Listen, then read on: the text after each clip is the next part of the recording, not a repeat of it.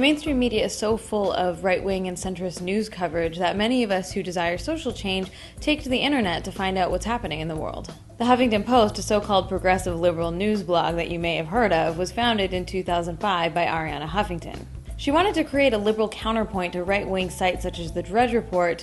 I'm all for liberal and progressive news blogs, but the problem with HuffPo is that they're continually throwing women under the bus.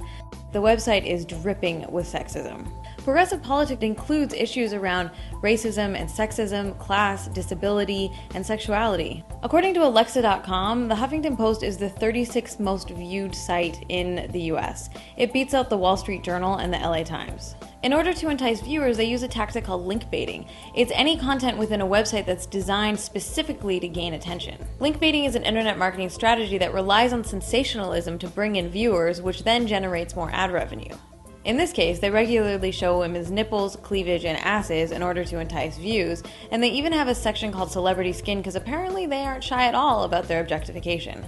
And let's be clear now, objectification isn't just showing women's bodies, it's using women's bodies to sell something. So in this case, they're selling real news stories, but they're bringing people in by talking about celebrity nipples and which female politician is hotter.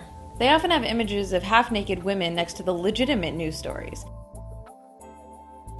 Or they'll feature a popular news story like the one about the proposed mosque in New York City, but they'll use a nearly full-screen image of a woman's body straddling a stripper pole. This is fundamentally an issue about racism in America, yet they're using a woman's body to gain attention. Since it's a powerful image to use as linkbait, they used it repeatedly on the site over and over and over and over again. This would of course bother me in general, but I'm specifically pissed off at this site because they claim to be liberal and progressive when they're clearly not when it comes to women.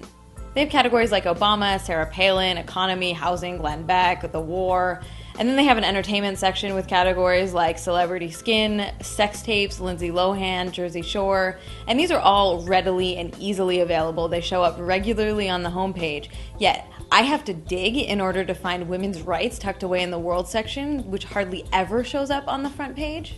Apparently, women's rights don't rise to the level of importance as naked celebrities.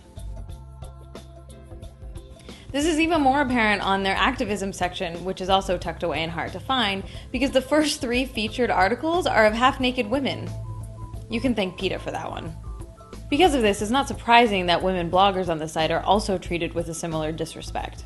Although there are female and feminist bloggers on Huffington Post, they rarely get featured as news items. So if it doesn't make it to the front page or the front page of the respective sections, it's going to get very few views because there's so much content filtering through HuffPo every day. Fairness and Accuracy in Reporting did a study that found that only 23% of featured content was written by women. I know what you're thinking. It was founded by a woman, a powerful woman. And yes, but Sarah Palin is also a powerful woman, and look at how disgraceful she is when it comes to women's rights. Just because it's female-fronted doesn't change the fact that it's structurally and institutionally excluding women from the intellectual sphere, and most often only featuring women as linkbait. The popularity of the site serves to define progressive politics, and they're saying that women aren't really included in any substantial capacity. Too often, websites like the Huffington Post get to claim a progressive slant while treating women in ways that liberals would be pretty pissed off about if they saw it on Fox News. Any progressive news site worth following clearly and transparently includes race, gender, sexuality, class, and ability throughout the entire site, not just when it's convenient for their marketing strategy.